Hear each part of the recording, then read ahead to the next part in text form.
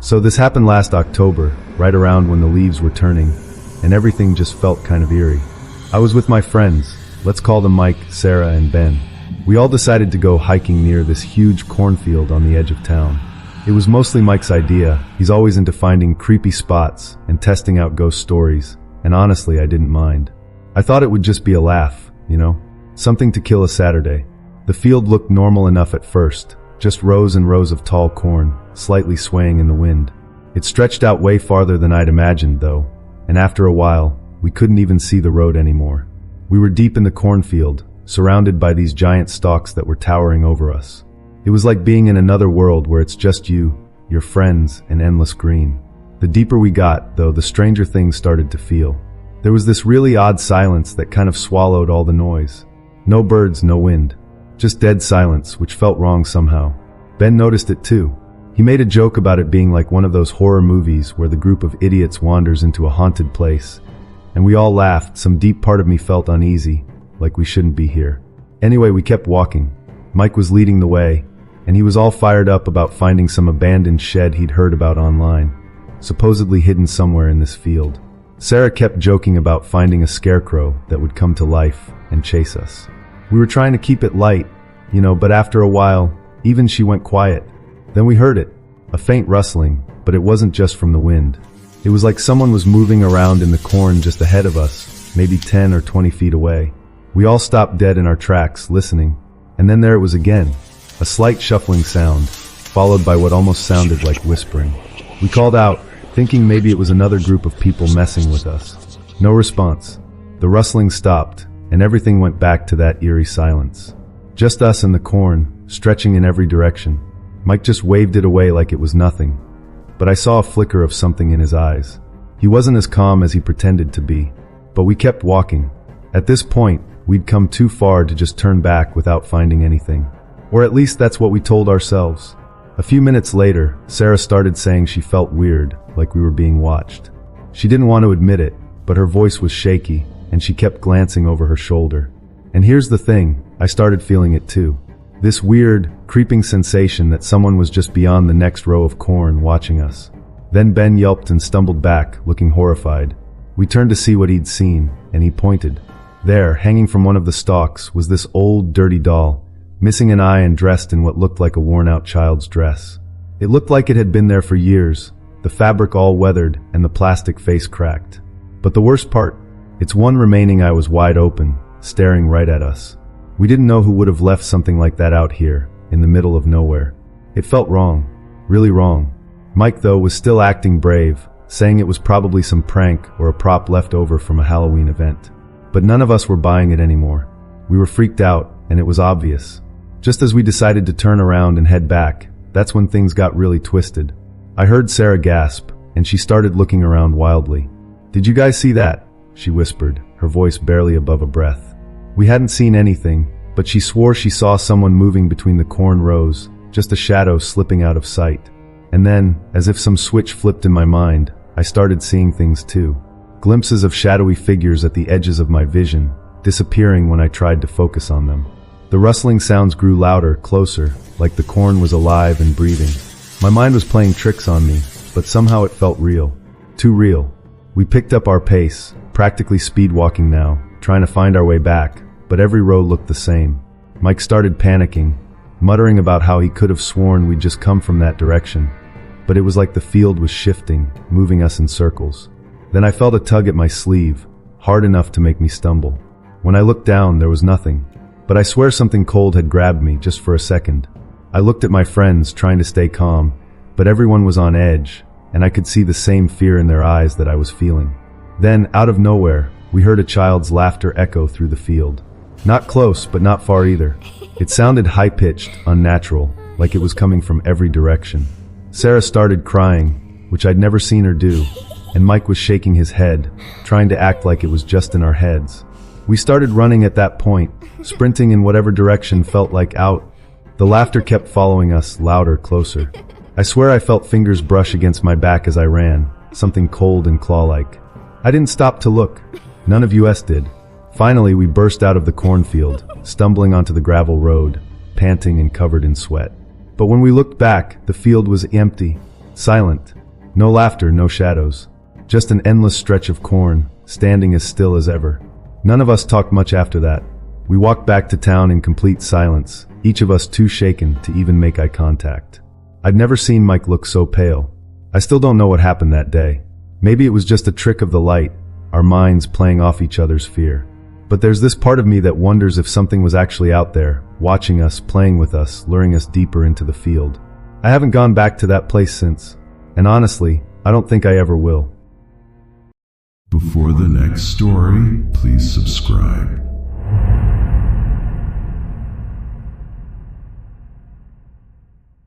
I used to work for a temp agency that sent me to all sorts of odd jobs, but nothing compared to the gig I landed at an old, rundown farm on the outskirts of town.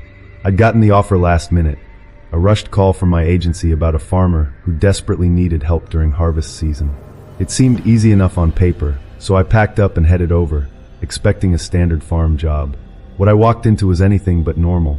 From the moment I arrived, there was an odd feeling about the place. The farmhouse itself looked like it hadn't been lived in for years. Windows were broken, the paint was peeling, and I noticed immediately that there wasn't anyone else there besides me. The agency told me the farmer would be around to greet me, but after waiting around for a bit, I figured maybe he was running late or busy working somewhere on the property. As I got to work alone, I noticed something strange. The corn in the fields was unusual. It was nearly double the height of normal corn stalks, almost like it had been growing for years without being cut. The colors were off too. Some of the leaves had deep, dark spots that looked like they'd been burned, and others had strange shapes that seemed unnatural, almost intentional. It was unnerving, but I shrugged it off, thinking maybe it was just a strange crop variation. The longer I spent there, the more bizarre things got.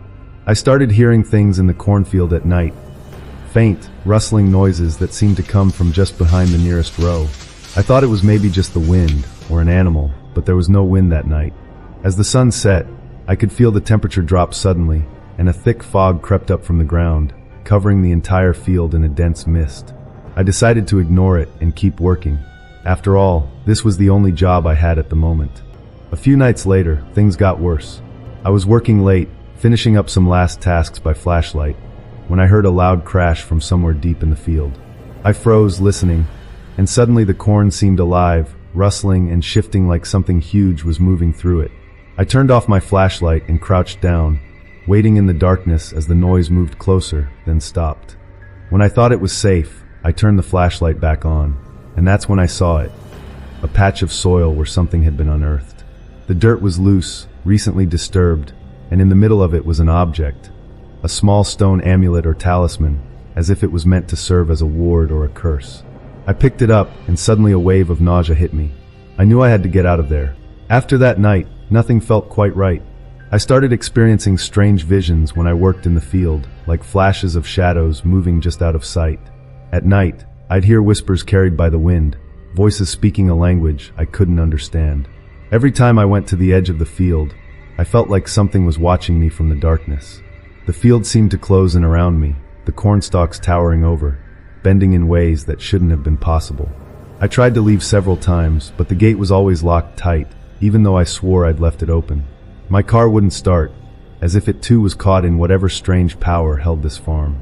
Finally, one night, I mustered up the courage to walk straight through the field, hoping to find another exit. I stumbled deeper into the rows of corn, trying to keep my footing as the ground grew uneven, soft and muddy in places. And that's when I saw it. In the center of the field was a massive circle of burned corn stalks, smoldering as though they'd been set ablaze just moments before.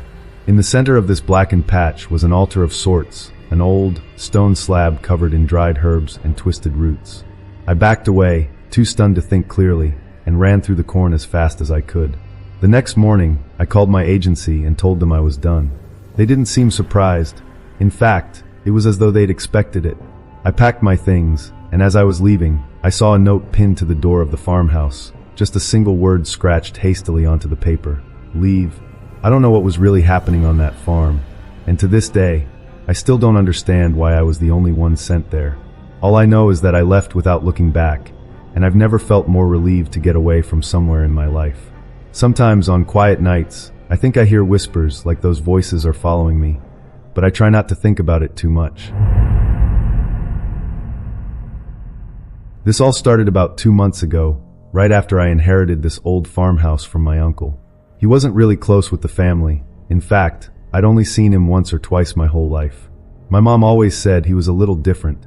He lived alone on this property, a good hour's drive from the nearest town. There's not much around, just miles of fields and forest, and honestly, it was kind of a depressing place to inherit. But I was curious and needed a change, so I decided to check it out and maybe fix it up a bit. When I arrived, the house was about as run down as you'd expect. Cracked windows, peeling paint, old furniture that looked like it hadn't been touched in decades. But what really grabbed my attention was the cornfield. This wasn't just any cornfield. It stretched farther than I could see, and the corn was unnaturally tall, almost like a forest of green. I'd heard something from the locals about how my uncle had grown some special crops, and I thought maybe he'd been experimenting with fertilizers or something. But it wasn't until I got closer that I saw the strange symbols. Carved or somehow imprinted on the stalks were these odd markings, like ancient symbols. They were faded and uneven, almost like they'd been burned into the corn. They gave me chills, but I assumed it was just one of my uncle's odd tricks to keep people from snooping around. After all, he was known for his weird behavior, and it seemed like the kind of thing he'd do. Still, I couldn't help but feel a little uneasy, like there was something more to it. As the days went by, I started noticing other strange things about the field. The corn was growing way too fast. Each day it seemed taller, thicker, and wrong. The stalks were twisted in unnatural ways, and the corn itself was almost black in places, like it was rotting from the inside. I kept telling myself it was just my imagination, or maybe my uncle's crazy experiments had somehow messed up the crops. One evening, I was out in the field, trying to figure out what was going on with the plants. The sun was just setting, and the whole place had this eerie glow. That's when I heard something, faint whispers drifting through the corn. At first, I thought it was just the wind, but the sounds were too distinct. They sounded like voices, low and muffled, like someone whispering just out of earshot. I stopped, straining to listen, but the whispers stopped as soon as I tried to focus on them. I went back to the house, but that night, I couldn't sleep. My mind kept going back to those whispers and those strange symbols in the field. I remembered an old story I'd heard about my uncle, that he was obsessed with increasing crop yields, but people said he'd gone too far. Some locals even claimed he'd sold his soul to get those results, but I always thought it was just small-town gossip. Now though, I wasn't so sure. Over the next few days, the visions started. At first, it was just glimpses, shadowy figures moving through the corn, just at the edge of my vision. I'd turn to look, but nothing was ever there. Then one night, I saw something I couldn't ignore. I was looking out the kitchen window, trying to convince myself to go back to sleep, when I saw a figure standing in the field. It was tall and thin, with its head tilted in this weird, unnatural way. I couldn't make out any features, but it felt like it was looking straight at me. I tried to convince myself it was just a scarecrow or a trick of the light, but deep down I knew better. The next morning, I went out to the spot where I'd seen the figure, hoping to find something, footprints, anything to prove I wasn't just losing it. But there was nothing. No sign of anyone, just the silent rows of twisted corn and those haunting symbols. I tried calling the town's old library, hoping to find records or information about my uncle's experiments, maybe even something about the symbols. The librarian told me there was an old book in their archives that might have something related, but she warned me it was full of strange, dark folklore tied to the land around here. I wasn't sure what I'd find, but I knew I had to try. That night, I finally found a passage in the book describing ancient symbols similar to what I'd seen. According to local legend, these marks were used in rituals to bind the land, to make it fertile at a terrible price.